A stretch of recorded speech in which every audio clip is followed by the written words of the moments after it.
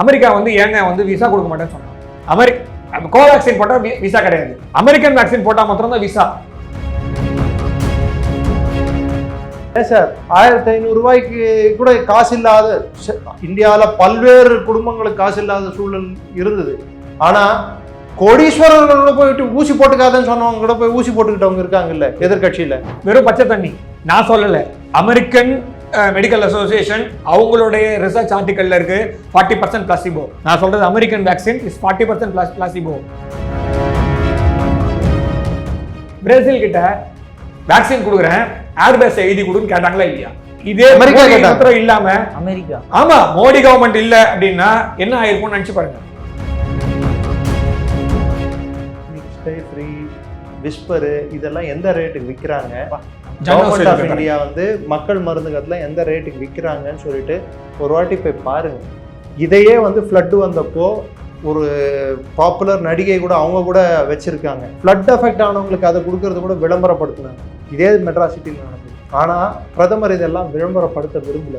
இன்னைக்கு நீங்க வந்து பெங்களூர் டு சென்னை, சென்னை டு முன்னொரு ஊர் எல்லாம் போறீங்க, அங்கெங்கயோ உட்காந்துட்டு ஒருத்தர் யோசிச்சாரு பாருங்க, இன்னும் இந்தியாவுக்கு ஒழுங்கான ரோடு இல்லை, ஊருக்கு ஒழுங்கான ரோடு இல்லைன்னு சொல்லிட்டு. அதான் வாஜ்பாய் இந்தியாவுக்கு வந்து this atomic weapon is necessary, என் மேல அவன் சாங்ஷன் போட்டாலும் நான் பண்ணுவேண்டா அப்படின்னு சொல்லிட்டு வந்த உடனே பண்ணாரு பாருங்க. That was necessary. பிரதமருக்கு வந்து இன்னைக்கு சர்ப்ரைஸ் எலிமெண்ட் அவர் கையில இருக்கு. எப்படி அடிப்பாரு, எங்க அடிப்பாரு, கிட்டத்தட்ட நம்ம சூப்பர் ஸ்டார் ஸ்டைல்ல தான் அவர் அடிக்கிறாரு. சைனாவை எதிர்த்து நிக்கிற அளவுக்கு ஒரு, அதாவது அமெரிக்காக்காரன் பயப்படுறான். இன்னைக்கு உலகத்துக்கே சைனாவை எதிர்க்க முடியும், அவங்க ஆர்மி டம்மி பீசுறான்னு சொல்லி காட்டினது யாருன்னா இவர் தான். சைனா +1 வாய் கீழே பேசிட்டாங்க. என்ன +1? யாரு பதில் சொன்னா? இந்தியா தானே பதில் சொல்லிச்சு.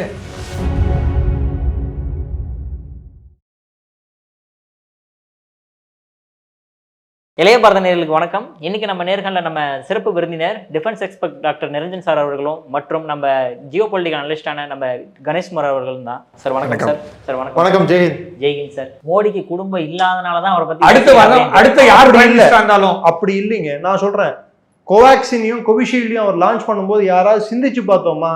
அதுக்கு அவர் பணம் ஒதுக்கும் போது சார் 1500 ரூபாய்க்கு கவர்மெண்ட் வந்து, ஏன் சார் 1500 ரூபாய்க்கு கூட காசு இல்லாத இந்தியாவில் பல்வேறு குடும்பங்களுக்கு காசு இல்லாத சூழல் இருந்தது. ஆனா கோடீஸ்வரர்களோட போயிட்டு ஊசி போட்டுக்காதன்னு சொன்னவங்க கூட போய் ஊசி போட்டுக்கிட்டவங்க இருக்காங்கல்ல எதிர்கட்சியில. இருக்காங்க கோடிக்கணக்கில் ஆஸ்திரேலியாவில் படிச்சவங்க, கிரிக்கெட் டீம் ஓனருங்க, இவங்க எல்லாம் கூட. வெறும் பச்சை தண்ணி நான் சொல்லல, அமெரிக்கன் மெடிக்கல் அசோசியேஷன் அவங்களுடைய ரிசர்ச் ஆர்டிக்கல்ல இருக்கு 40% பிளாசிபோ. நான் சொல்றது அமெரிக்கன் வேக்சின் இஸ் 40% பிளாசிபோ.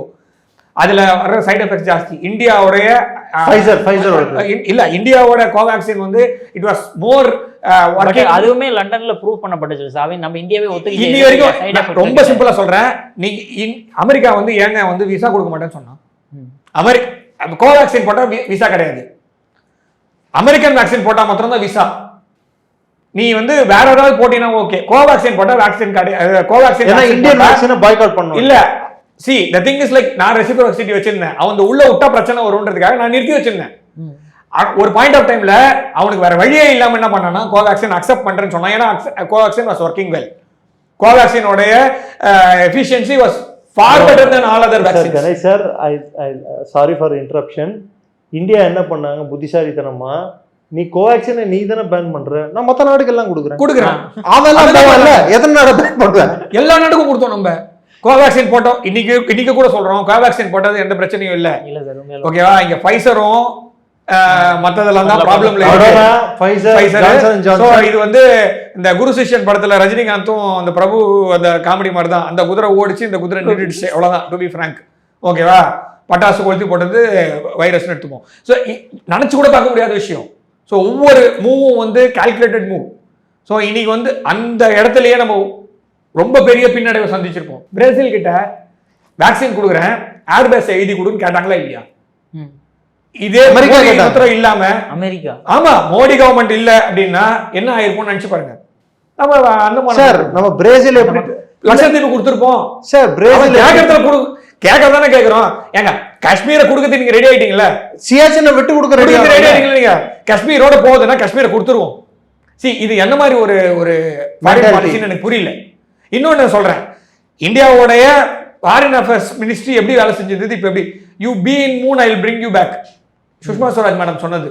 நீ எங்க வேணா போய் ஸ்ட்ரக் ஆகிக்கோ. மிட் நைட்ல அவங்க இருக்கும்போது ஃபாரின் அஃபேர்ஸ் மினிஸ்டர் அவங்க கிண்டல் பண்ணவங்களும் விசா மாத்தான்னு சொல்லிட்டு கிண்டல் பண்ணவங்களும் இருக்கு. அவங்க இருக்கும்போது மிட் நைட்ல ஒரு ஃபேமிலி, ஒரு இந்தியன் எங்க ஏதாவது ஒரு இது மெசேஜ் அனுப்பிச்சாங்கன்னா உடனே அங்க இருக்கிற எம்பசி ரெஸ்பாண்ட் பண்ணும், அவங்களுக்கு உடனே கால் போகும். நீங்களும் ஒரு ஸ்டேஜ்ல சொல்லியிருந்தீங்க சார், மோடி அவர்கள் கொஞ்ச நேரம் தான் தூங்குறாரு, நைட்டு 12 மணிக்கு 4 மணி நேரம் தான் 4 மணி நேரம் தான் தூங்குறாரு. அவருடைய நீங்க ஒரு டெல்லின்னு நினைக்கிறேன், டெல்லியோ அது ஒரு இடத்துல அவர் வந்து ஒரு ரயில்வே ஸ்டேஷன் போயிருப்பாரு 1:11 நினைக்கிறேன் நைட்டு, மிட் நைட் 12 மணி. அவர் நிற்பாரு, அவருக்கு மேலே ஒரு கிளாக் இருக்கும், அந்த கிளாக்கோட டைம் வந்து 1:11 காட்டும். ஸோ அப்போனா 1:11க்கு ஒரு அங்கே நீங்கள் வந்து சும்மா ஜென்ரல் ஃபோட்டோ தான் அவர் நடந்து வரும்போது மேலே தலைக்கு மேலே கிளாக் சார். இதை அதை நிறைய டைம் சொல்றீங்க, நீங்க போய் நில்லுங்க, அந்த மாதிரி கோவிட் போய் நில்லுங்க நீங்க சார். கோவிட் காலத்துல அவர் ஒரு பக்கம் கல்வான் கிரைசிஸ், சைனா கூட வார் லைக் சிச்சுவேஷன், இன்னொரு பக்கம் உள்நாட்டில் அவர் மேல மிகப்பெரிய கிரிட்டிசிசம், உயிர் சேதம் நடந்துட்டு இருக்குன்ட்டு அவர் மூஞ்சில சிரிப்புன்றதே இல்லாத போன காலகட்டம், சிரிக்கவே இல்லை. 200 பில்லியன் வேக்சின்ஸ், அதாவது 200 ஆமா எல்லாருக்கும் 2 டோஸ் போட்டு 200 பில்லியன் வேக்சின்ஸ் அப்படின்னு சொல்லிட்டு அந்த இது வேக்சின் போட்ட உடனே அவர் தான் முதல்ல போட்டாரு. போட்ட உடனே அன்னைக்கு தான் அவர் ஃபர்ஸ்ட் வாட்டி சிரிச்சு பார்த்தாங்க public. He puts onus on Indian people. The biggest problem is ஒண்ணே ஒன்று சொல்றேன், அவரோட பெரிய பிரச்சனையே he loves the country too much. சரி, நீங்க வந்து முதல்ல செல்ஃப் அட்டஸ்டேஷன் எப்போ வந்துச்சு? செல்ஃப் அட்டஸ்டேஷன் எப்போ? அது முன்னாடி இல்லையே, இந்த கவர்மெண்ட் வந்தோடனே வந்துச்சு. அதுக்கு முன்னாடி நம்ம அதாவது நீ உயிரோட இருக்க நீங்க போயிட்டு கவர்மெண்ட் ஆபீசர் கிட்ட போய் சைன் வாங்கிட்டு முதல்ல உங்களை நம்பர், முதல்ல எந்த கவர்மெண்டாவது உங்களை நம்பி இருக்குதா?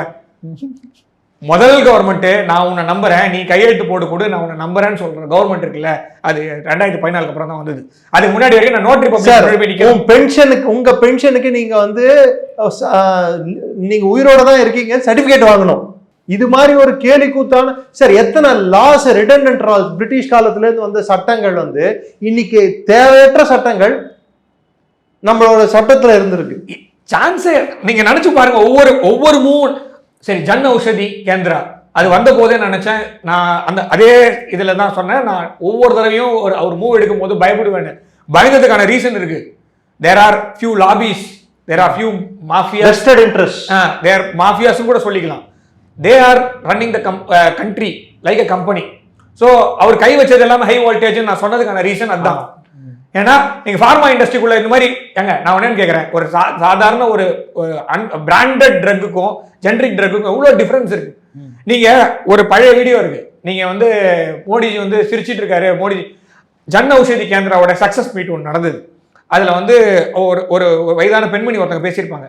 இப்போது பார்த்தாலும் உங்களுக்கும் கண்ணில் தண்ணி வரலன்னா நீங்க போய் ஒரு மனநிலை ஒரு பரிசோதனை செய்து கொள்ளுங்க. அவங்க சொல்றாங்க, நான் வந்து முன்னாடி 5000 ரூபாய்க்கு நான் மருந்து வாங்கிட்டு இருந்தேன், நீங்க ஜன் ஔஷதி கேந்திரா வந்த பிறகு நான் இப்ப 1500 ரூபாய்க்கு மருந்து. மோடி மருந்தகம் தான் நான் சொல்றது, மோடி மெடிக்கல். மோடி மெடிக்கல் அவர் சொல்றது ஜன் ஔஷதி மக்கள் மருந்தகம். ஓகேவா, தமிழ்ல சொல்லிட்டேன், மக்கள் மருந்தகம். மக்கள் மருந்தகத்துல நீங்க வாங்குற எந்த மெடிசன் இருந்தாலும் ஒரு 30%ல இருந்து 10% மெடிசன் கூட இருக்கு சார். ஆக்சுவல் காஸ்ட்ல 10% நான் சொல்றேன். இல்ல கணேஷ் சார், 1 மினிட். அன்றாட பள்ளிக்கூட குழந்தைகள் முதல் கொண்டு, அதாவது ஒரு வயசு வந்த பெண் குழந்தைகள் முதல் கொண்டு, மெனோபா ஸ்டேஜ் அட்டன் பண்ற லேடிஸ் முதல் கொண்டு எல்லாருக்கும் ஒரு பர்டிகுலர் பொருள் அவங்களுக்கு அந்த மாதவிடாய் காலத்துல தேவைப்படுது. அந்த பொருள் வந்து இன்னைக்கு ஸ்டே ஃப்ரீ, விஸ்பரு, இதெல்லாம் எந்த ரேட்டுக்கு விற்கிறாங்க, கவர்மெண்ட் ஆஃப் இந்தியா வந்து மக்கள் மருந்தகத்துல எந்த ரேட்டுக்கு விற்கிறாங்கன்னு சொல்லிட்டு ஒரு வாட்டி போய் பாருங்க. இதையே வந்து ஃப்ளட் வந்தப்போ ஒரு பாப்புலர் நடிகை கூட அவங்க கூட வச்சிருக்காங்க, ஃப்ளட் எஃபெக்ட் ஆனவங்களுக்கு அதை கொடுக்கறது கூட விளம்பரப்படுத்தினாங்க. இதே மெட்ராஸ் சிட்டியில் நடந்தது, சரிங்களா? ஆனா பிரதமர் இதெல்லாம் விளம்பரப்படுத்த விரும்பல. இன்னைக்கு கவர்மெண்ட் இஸ் ப்ரொபோசிங், அதாவது மத்திய அரசு என்ன ப்ரொபோஸ் பண்ணிட்டு இருக்கிறாங்கன்னா எல்லா பள்ளிக்கூடங்கள்லையும் வெண்டிங் மிஷின் வைக்கிறதுக்கு. இது எவ்வளோ பெரிய, அதனால அந்த 3 நாள் ஸ்கூலுக்கு வராம, சில நேரங்களில் எக்ஸாம் எழுத முடியாம, சில நேரங்களில் அதுக்கு பயந்து ஸ்கூலுக்கே அனுப்பாம டிராப் அவுட் ரேஷியோ இருக்கு தெரியுமா? இதெல்லாம் குறைஞ்சிருக்கு. இன்னைக்கு அவர் கட்டியிருக்கிற டாய்லெட்ஸ் இல்ல இவர் சொன்ன அந்த அந்த விஷயத்துக்கு வெண்டிங் மிஷின் இருக்கோ இல்லையோ, டெல்லியில இருக்கிற சில யூனிவர்சிட்டிஸுக்கு வேற வெண்டிங் மிஷின் இருந்தது. நீங்க கூகுள் பண்ணி பாத்துங்க, வேற ஒரு வெண்டிங் மிஷின் இருந்தது. அது என்னன்றதை நான் சொல்ல விரும்பல. அது முக்கியமான, அது முக்கியம், அது வேற விஷயம். ஆனா அது அதை விட இது ரொம்ப முக்கியமான விஷயம். இல்ல இது ஹைஜீன், இது ஹைஜீன், அது வந்து தேவை, அது வந்து வேற விதமான அது அது வேற. அதுக்கு இருந்தது vending machine, for your information. அது இருந்தது, இருக்கு, இன்னும் இருக்கு. இன்னும் ஒரு பர்டிகுலர் டெல்லியில வந்து நான் சொல்றது கொஞ்சம் ஃபேமஸ் தேவையில்லாத விஷயமா தான் இருக்கும். அதுவும் வேணும். ஏன்னா சில டிசீஸ்ல வந்து நம்ம கொடி கட்டி பறந்தோம் ஒரு காலத்துல அந்த டிசீஸ். சில விஷயங்கள்ல சோ அதெல்லாம் ப்ரோகிராம்லாம் விடி அப்படினுவாங்க அந்த டிசீஸ் பேரு. ஸோ அது மாதிரி, ஸோ அந்த ப்ரோக்ராம் எடுத்து பாருங்க. 5000 ரூபாய்க்கு நான் டைல்யூட் பண்ண விரும்பல. அது 5000 ரூபாய்க்கு நான் மருந்து வாங்கிட்டு இருந்தேன், அது 1500 ரூபாய்க்கு நீ நான் நல்ல சாப்பாடு சாப்பிட்றேன்னாங்க. அவர் வந்து ஒரு நிமிஷம் நீங்க அந்த அந்த காணொலியை ஒரு தடவை நீங்க பாருங்க. அவர் எல்லா மனுஷனுமே அவங்களோட வாய்ஸ், அவங்களுடைய நோய், அவங்களோட வயசு, அந்த சமயத்துல அவங்க பேச முடியாம அப்ப சொல்லுவார், அவங்க வந்து நீங்க உட்கார்ந்து பேசுங்க அப்படின்னு பிரதமர் சொல்லுவார். நீங்க நிக்க வேணா, நீங்க உட்கார்ந்து பேசுங்க, நீங்க உட்கார்ந்தே பேசுங்க, நான் கேட்கறேன் அப்படின்ட்டு. அப்ப கேட்கும் போது அவங்க சொல்லுவாங்க, நான் கடவுளை நேரில் பார்த்தது இல்லை, நான் உங்க ரூபத்துல நான் கடவுளை பார்க்கறேன்னு. ஒரு 2 நிமிஷம் அவராலையும் பேச முடியும். அது யாரா இருந்தாலும் பேச முடியாதுங்க. அந்த மாதிரி சிச்சுவேஷன் தான் அது. உடனே அதை வந்து நீங்க வந்து எவ்வளவு விஷயத்த நீங்க நரேட்டிவ்னு சொல்லுவீங்க. சரி, எவ்வளவு விஷயத்த இல்ல போட்டோ ஆப்னு சொல்லுவீங்க. இல்ல சார், நான் என்னோட நான் வந்து அதே மாதிரி ஒரு ஆளை கிரியேட் பண்ணுங்க. நீங்க தெரிஞ்சு போச்சுல, இப்போ இவர் போட்டோ ஆப், இவர் வந்து நீங்க பண்ணுங்க. அந்த மாதிரி ஒரு ஆளை நீங்க ஒரு ஆளை கிரியேட் பண்ணுங்க. நான் திரும்பி எதிர்கட்சிக்காரங்க எல்லாருமே சொல்றேன், எல்லாம் நீங்க ஒரு ஆள் அதே மாதிரி கிரியேட் பண்ணுங்க. அதே மாதிரி 18 மணி நேரம் ஒருத்தன் தூங்காம இந்த மாதிரி நாட்டு மேல வெறித்தனமா இருக்கு சொல்லி நானே ஓட்டு போடுறேன் சார். ஒரு தீபாவளிக்கு போயிட்டு அவங்க வந்து நான் பார்டர்ல ஏதோ ஒரு போஸ்ட்ல இன்னொன்னு சொல்றேன், அடுத்து யார் பிரதமர்னு நீங்க பேசுறாங்கல்ல, நான் பிரதமர், அடுத்த பிரதமர் மெட்டீரியல் நிறைய பேசுறாங்கல்ல, பெரிய தலைவலி இருக்கு. You cannot match him.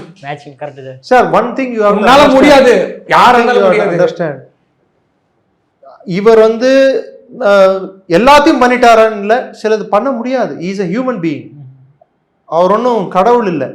ஆனா ஒரு இந்திய குடிமகனா இந்த நாட்டுக்கு அவர் பண்ணியிருக்கிறது வந்து எவ்விதத்திலையும் மற்றவர்களோட கம்மியா எடை போட முடியாது. இன்னும் சொல்ல போனா 10 மடங்கு அதிகம் தான். பெரிய மத்தவங்களை கம்பேர் பண்ணும்போது இவரை பெஞ்ச்மார்க்கை வச்சுதான் மத்தவங்களை கம்பேர் பண்ண முடியும். நீங்க சொன்ன வேலிட் பாயிண்ட்ஸ். ஏன்னா நெக்ஸ்ட் டைம் வரவங்க மோடியோட பொறுப்பு கூடி இருக்கு. நீங்க முன்னாடி 6 வருஷம் வாஜ்பாய் கொடுத்தாங்க சார். இன்னைக்கும் இன்னைக்கு எடுக்கிற இந்தியா டுடே ரேட்டிங்ல who is the best prime minister of India வரிசையா எடுத்து போடுவாங்க வருஷம். இன்னைக்கும் வந்து இப்போ மோடி நம்பர் 1 வந்துட்டாரு. வாஜ்பாய் வந்து நம்பர் 3ல இருக்காரு. 6 வருஷம் தான் அவர் கொடுத்தாரு. ஒருத்தர் 10 வருஷம். அந்த 6 வருஷம் ஃபார் யுவர் இன்ஃபர்மேஷன் 10 கட்சி கூட்டணி, 24 கட்சி விடுங்க. அதுல முக்கியமா தமிழ்நாட்டுல டிஎம்கே கூட்டணி வச்சு வண்டி ஓடி இருக்கு. ஒரு ஸ்கேம் கிடையாது. இன்னொன்னு மறந்துடாதீங்க, இன்னைக்கு நீங்க வந்து பெங்களூர் டு சென்னை டு முன்னொரு ஊரு எல்லாம் போறீங்க, கோல்டன் குவாட்ரிலேட்டர் அங்கெங்கயோ உட்கார்ந்துட்டு ஒருத்தர் யோசிச்சாரு பாருங்க, இன்னும் இந்தியாவுக்கு ஒழுங்கான ரோடு இல்ல, ஊருக்கு ஒழுங்கான ரோடு இல்லைன்னு சொல்லிட்டு. அதான் வாஜ்பாய். இந்தியாவுக்கு வந்து this atomic weapon is necessary, என் மேல அவன் சாங்ஷன் போட்டாலும் நான் பண்ணுவேண்டா அப்படின்னு சொல்லிட்டு வந்த உடனே பண்ணாரு பாருங்க. That was necessary. என்னைக்கு வந்து பாகிஸ்தான் கூட கார்கில் ஆபரேஷன் அப்போ எல்லையை தாண்டி போலான்னு சொல்லும் போது இது வரைக்கும் போதும், அவர் ஆப்ஜெக்டிவ் இஸ் அச்சீவ்டுன்னு சொல்லிட்டு ஏதோ அவர் இலக்கு நிர்ணயிச்சார் பாருங்க. அது ஒரு தலைவனுக்கு தேவை. அதேதான் இவரும் பண்ணியிருக்காரு. அதே ஆபரேஷன் பராக்கிரம்ல என்ன பண்ணாரு, நம்மளுக்கு இலக்கே தெரியாம எத்தனை நாள் நம்ம வந்து போராட முடியும்னு சொல்லி சொன்னார் அவர். ஏன்னா மொபிலைசேஷனுக்கு லேட் ஆயிடுச்சு. இதுதான் நான் சொல்றது, இதுக்குதான் அந்த மிலிட்டரி ஸ்ட்ராட்டஜி தெரிஞ்சவங்களா இருக்கணும்னு சொல்லிட்டு. அவர் இலக்கு தெரிஞ்சதாலாம் இலக்கே இல்லை, இன்னைக்கு அவனும் மொபிலைஸ் பண்ணிட்டா நம்மளும் மொபிலைஸ் பண்ணிட்டா இது பெரிய போரா மாறிடும்ட்டு. ஏன்னா சர்ப்ரைஸ் இல்லை அங்க. ஆனா பிரதமருக்கு வந்து இன்னைக்கு சர்ப்ரைஸ் எலிமெண்ட் அவர் கையில இருக்கு. எப்படி அடிப்பாரு, எங்க அடிப்பாரு, கிட்டத்தட்ட நம்ம சூப்பர் ஸ்டார் ஸ்டைல்ல தான் அவர் அடிக்கிறாரு. நான் ஒன்று சொல்லட்டுமா, பாகிஸ்தானுடைய பிரைம் மினிஸ்டருக்கு பர்த்டே, மிடார்ல ஃப்ளைட்ல இருந்து பாகிஸ்தானில் போய் லேண்ட் பண்ணலாமான்னு கேட்குறாரு. இந்த தைரியம் இது வரைக்கும் எந்த பிரைம் மினிஸ்டருக்கு இருந்தது? இது வரைக்கும் வாஜ்பாய் போனாரு இங்கேருந்து பாகிஸ்தானுக்கு பஸ்ல போறேன்னு சொல்லிட்டு, ஓகேவா? அதுவும் இதே பிஜேபியோடைய என்டிஏ 0ன்னு எடுத்துக்கோங்க. இவரது என்டிஏ 1 எடுத்துக்கிட்டீங்கன்னா, I used to call that NDA 0, not NDA is 0, NDA version first version 0.1 எடுத்துக்கோங்க. இதுல பாதி வழியில் விமானம் இருக்கும்போது விசா இல்லாமல் முதல் முறையாக எந்த ப்ராப்ளமும் இல்லாமல் பிரைம் மினிஸ்டர் ஆஃபீஸ்க்கு Ajit Doval guard of honour இல்லை அஜித் குமார் தோவல் சொல்கிறேன் நான் அந்த மீட்டிங்கில் இருக்கும் நவாஸ் ஷெரீப் தான் இப்போ பிரைம் மினிஸ்டர். பிரதமர் மோடி அவர்கள் உட்காந்துருப்பாரு. மோடிஜி பக்கத்தில் வந்து அஜித் குமார் தோவல் சார் உட்காந்துருப்பாரு. ஸோ அதுதான் சொல்றேன். அந்த தைரியம் அவ்வளவுதான். ஸோ இந்த தைரியம் எத்தனை பிரைம் மினிஸ்டருக்கு இருந்தது?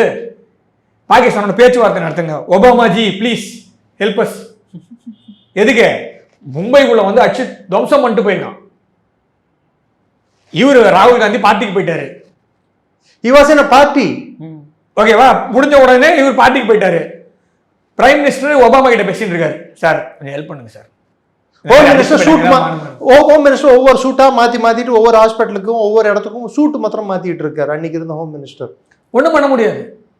ஸோ ஆபரேஷன் சிந்தூர் நினச்சிக்குவாங்க நீங்க. நான் என்ன சொல்றேன், 2019 சொல்லுங்க, சைனாவை எதிர்த்து நிக்கிற அளவுக்கு அதாவது அமெரிக்காக்காரன் பயப்படுறான்.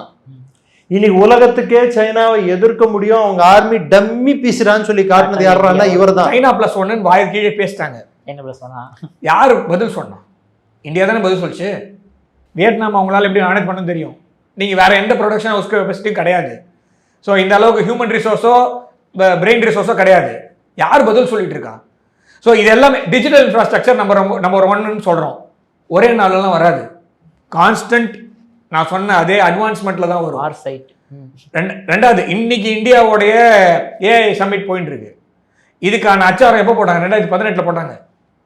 இந்தியாவுடைய ஏஐ பாலிசி எப்போ கிரியேட் ஆச்சுன்னு பாருங்க. மற்ற நாடெல்லாம் இப்போ உட்காந்து எழுதுறாங்க காம்படிஷன் இருக்காங்க. இந்தியாவோட ஏஐ பாலிசி எப்போ வந்ததுன்னு பாருங்க. கோவிட் வந்த போது முதல்ல நினைச்சது இந்தியாவில இருந்து கோடிக்கணக்கில் சாவாங்க, ஏன்னா சானிட்டரி கண்டிஷன் கேவலமா இருக்கு இந்தியா. அவங்க எழுதுந்து ஓகேவா, 1 கோடி பேர் சாவாங்க. ஜெர்மன் ஜாஸ்தி, யூரோப்ல தான் செத்தாங்க. ஆமா சார், வருத்தம் தான் இல்லைன்னு சொல்ல. ஆனா நீ அடுத்தவங்க மேல தப்பான ஒரு முடிவு, அதாவது அது ஹெகிமோனியல் மைண்ட் செட், அது வந்து மேலாதிக்க மனநிலையில் இருந்தால் என்ன ஆகும்ன்றது அவங்க தான். யூஎஸ் எப்படி இருக்கு? ட்ரக் இஷ்யூன்னு சொல்றாங்க. யூஎஸ் ட்ரக் இஷ்யூ எப்படி இருக்கு? யூஎஸோட இன்ஃப்ராஸ்ட்ரக்சர் ஃபெயிலியர் என்னாச்சு? இந்தியாவில் வந்தே பாரத் இருக்கு, அடுத்த ஸ்லீப்பர் வந்தே பாரத் நம்ம நகர்ந்துட்டு இருக்கோம். யூஎஸோடைய இன்ஃப்ராஸ்ட்ரக்சர் எடுத்து பாருங்க. Infrastructure is failing. Actually US வந்து 1920களில் கட்டின டேம்கள் இன்னைக்கு அவுடேட் ஆயிட்டு இருக்கு, போயிட்டு இருக்கு. ஒன்றும் அவங்க புதுசா டேமும் கட்டுறது இல்லை. லாஸ்டா கட்டின நியூக்ளியர் ரியாக்டர் வந்து loss Almas and Livermore reactor 1985. அதனால தான் ட்ரம்ப் அவர்கள் இப்ப சொல்லிட்டு இருக்காரு, நாங்க டெஸ்ட் பண்ணுவோம், நாங்க புதுசா செய்வோம். எதுக்கு சொன்னாரு அப்படின்றா, they have saturated, they are outdated. ரெண்டாவது, அவங்களோட எல்லாமே ரெவென்யூ எக்ஸ்பெண்டிச்சர். மக்களை சந்தோஷப்படுத்துவதற்காக, நான் தமிழ்நாட்டை பத்தி பேசல, அமெரிக்காவை பத்தி பேசுறேன், ரொம்ப கிளியரா சொல்லிடுறேன். மக்களை சந்தோஷப்படுத்துவதற்காக பணத்தை கையில கொடுத்துட்டே இருக்காங்க, டோல்ஸ், அவ்வளவுதான். ஓகேயா, 2 ட்ரில்லியன் அளவுக்கான பணம் 2021 2023 அடித்து விநியோகப்படுத்தி ஆகிவிட்டது. இதுல எதுவுமே கேபெக்ஸ் இல்லை. எங்க நச்சான் எங்க கொடுத்தான்னு தெரியல. 38 ட்ரில்லியன் கடன். ஓகேவா, தமிழ்நாடு சிங்கப்பூராக இல்லையோ, தமிழ்நாடு அமெரிக்காவை நோக்கி நகர்கிறது. நான் வேற விதமா சொல்றேன், புரிஞ்சிடும். Okay sir. சார், உங்க அற்புதமான கருத்துக்களை இளைய பேரோட வந்திருக்கு. மிக்க நன்றி சார். நன்றி. ஜெய்ஹிந்த் சார். ஜெய்ஹிந்த்.